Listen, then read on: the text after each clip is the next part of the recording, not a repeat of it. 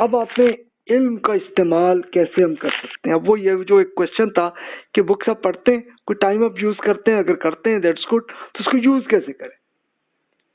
اب آپ دیکھیں کہ شاگرد کے سوالات آتے ہیں, اگلے جواب سے پہلے دوسرا سوال وہ دے دیتے ہیں, تو یہ ایک اچھا طریقہ نہیں ہے علم حاصل کرنے کا. نہیں, ایک اسٹوڈنٹ کو ایک کوشچن جو آیا تو اس پہ ابھی فوکس کریں, ٹیچر سے آپ اس کا آنسر لے لیں, اس کے بعد آپ دوسرا کوشچن کریں. یعنی ہوتا یہ ہے ہمارے کلچر میں کہ یہ غلط طریقہ ہے کہ ابھی وہ کوشچن اگلے کا پورا نہیں ہوتا تو ٹیچر پہلے ہی جواب دینا شروع کر دیتے ہیں, اور اس کے بعد دوسرا جو اسٹوڈنٹ ہے وہ ایک نیا آئیڈیا لیتا ہے, تو وہ پھر ہم کنفیوز ہو جاتے ہیں. یہ نہ کریں. یہ وہ بات ہے, چاہے اس طرح پی لیجئے. یہ ایک استاد کا جواب یہ ملا ان کو. یہ کیا بات ہے کہ بھی آپ چائے کی طرح پی لیجئے اس کو. پہلے یہ جو کوشچن آپ کے ذہن میں آیا ہے اس کو پورا اچھی طرح ڈائجسٹ کر لیں پہلے, پھر آپ دوسرے کوشچن کی طرف آئے, تو ایک ہم علمی طور پر ایک اچھا حاصل ہم کر سکتے ہیں, فائدہ حاصل کر سکتے ہیں. پھر اگلی طرف آئیے نا. تو یہ بھی ایک وزڈم کا ایک طریقہ ہے پرسنالٹی ڈیولپمنٹ کا.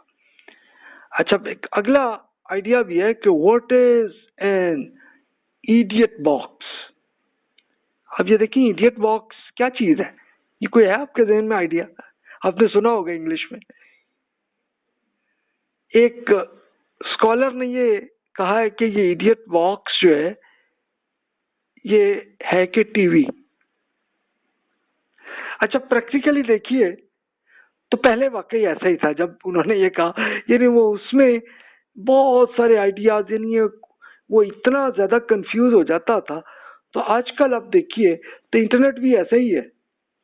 یعنی ہوتا کیا ہے کہ اگر آپ ایک چیز پہ فوکس کر کے اور اس کی اسٹڈی کو مکمل کر لیں تو آپ کا علم بڑھتا ہے.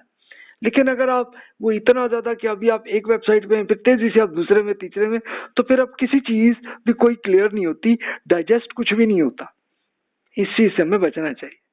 یعنی آپ ایک ویب سائٹ میں یا آپ اگر ٹی وی پہ آپ اگر سن رہے ہیں تو کوئی علمی چیزوں کو آپ سلیکٹ ضرور کریں, اور سلیکشن کے ساتھ آپ اسے سیکھ سکتے ہیں, ڈائجسٹ بھی کر سکتے ہیں, ورنہ پھر مشکل ہوتا ہے.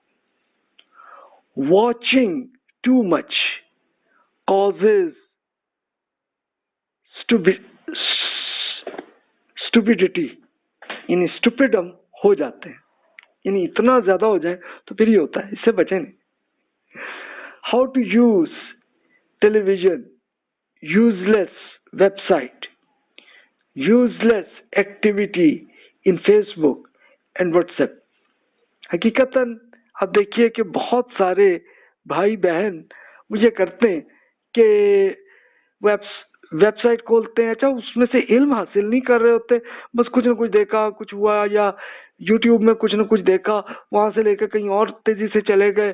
اب وہ اسی طرح فیس بک پہ دیکھیے تو وہاں پہ بھی یہی چل رہی ہوتی ہے, مناظرے ہی چل رہے ہوتے ہیں, واٹس ایپ پہ بھی یہی ہو رہا ہوتا ہے. تو بھی جو کام کی آپ کی چیز ہے اس کو ضرور سلیکٹ کریں, پھر اس کو آپ یوز کریں کہ جو آپ کے کام کی کو آپ کا علم حاصل کرنے کی آ رہی ہے. نہیں آ رہی تو پھر اس کو اگنور کرتے ہوئے چلتے جائیے. It's so much easier to suggest solutions when you don't know too much about the problem. تو یہ ایک چیئرمین مالکم صاحب ہیں, ان کا ارشاد ہے. تو بات بڑی معقول لگی کہ ابھی ہم ہوتا کیا ہے کہ ہم ایک سولوشن کہ ہم زیادہ سے زیادہ حاصل کرنے کے لیے بہت کچھ ہم ادھر کر لیتے ہیں اور کچھ بھی نہیں رہ جاتا. تو اس لیے سلیکٹ ضرور کریں. اخبارات اور میڈیا کے جو بھی منفی اثرات ہیں اس میں یہی چیز ہوتی ہے کہ ایک علمی جمود ہمارے یہاں ہو جاتا ہے. یعنی اب وہ ڈائجسٹ ہم نہیں کر پاتے, تو بس جو ایک چیز کام کی آئی بس اسی میں پڑے رہتے ہیں, دوسری طرف نہیں آتے. اچھا, تعصب ہمارے یہاں آ جاتا ہے. اب یہ جو پہلے مناظرہ ہوتا تھا، لوگ آپس میں بیٹھ کے ایک دوسرے سے لڑائی جھگڑے کر رہے ہوتے تھے، اب وہ ٹی وی پہ بھی ہو رہا ہے. تو اس سے ہم بچیں. اس میں سے ہم ایسے کام کا کچھ علمی ڈسکشن، کوئی بھی آپ کا پروگرام ہو ٹی وی کا، کوئی آپ کا ایسا ہو جس میں آپ کا علم حاصل ہو رہا ہے تو وہ حاصل کریں. لیکن جس میں محض آپس میں اختلاف رائے پہ الزامات اور یہ چیزیں ہیں، تو اس میں آپ کا ٹائم ہی ضائع ہو رہا ہے اور کچھ نہیں ہو رہا. غیر ضروری خبریں، یا آپ دیکھیے اخبارات میں بہت ساری خبریں ہمارے کام ہی کی نہیں ہوتی ہیں، اور جس میں ہم کوئی ایکشن بھی نہیں لے سکتے، تو اس کو پڑھنے کی کیا ضرورت ہے؟ یا ٹی وی پہ بہت کچھ آپ کو جو سنایا جا رہا ہے، تو اس کی کیا ضرورت ہے ٹائم کی؟ بس اس میں سے اس سلیکٹڈ خبر کو ہی کریں کہ جس میں ہمیں ایکشن لینا.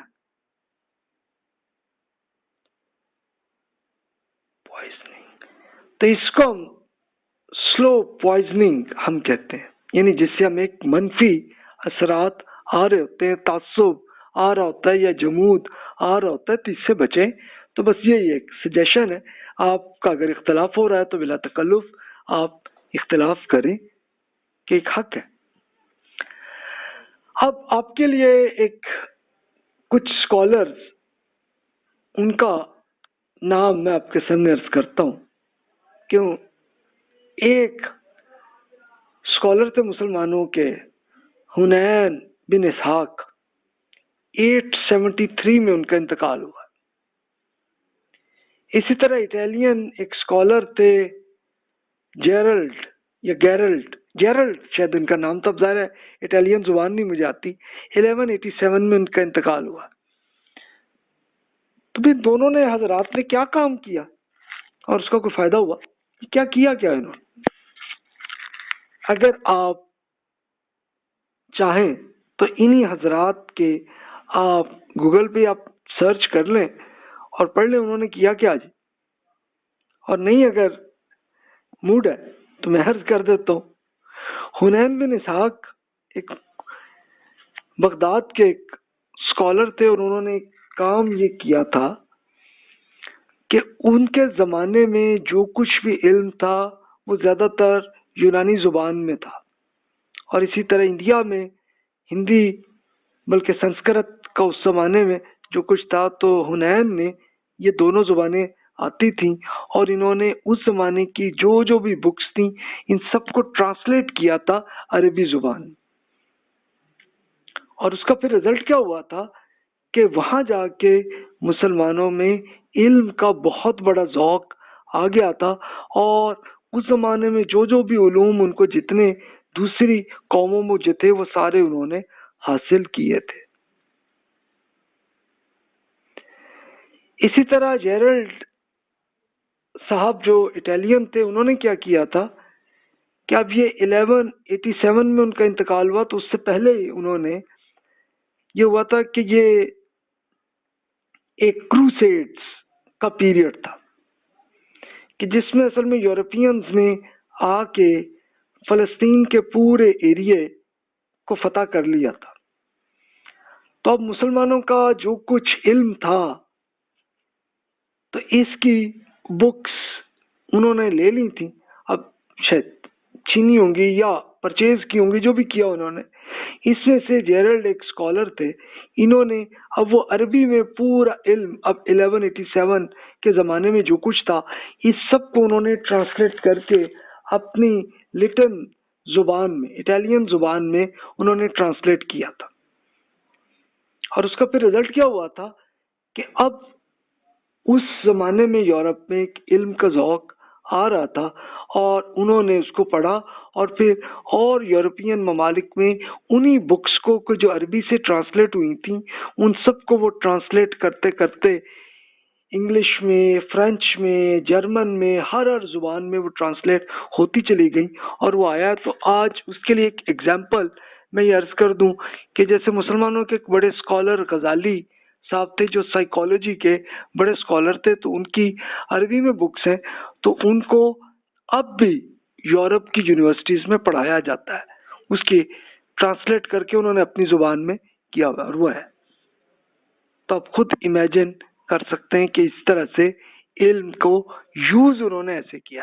مسلمانوں نے کیا تھا اپنے زمانے میں، حنین بن اسحاق صاحب نے یہ کام کیا تھا، سیم اسی طرح جیرلڈ نے اسے کیا تھا. تو دونوں کے لحاظ سے آپ دیکھیے کہ یہ کام ہم کیوں نہیں کر سکتے. مثال کے طور پہ عربی میں ہمیں دینی علوم حاصل ہے، اس کو ہم کیوں نہیں ٹرانسلیٹ کر لیں اپنی اردو میں.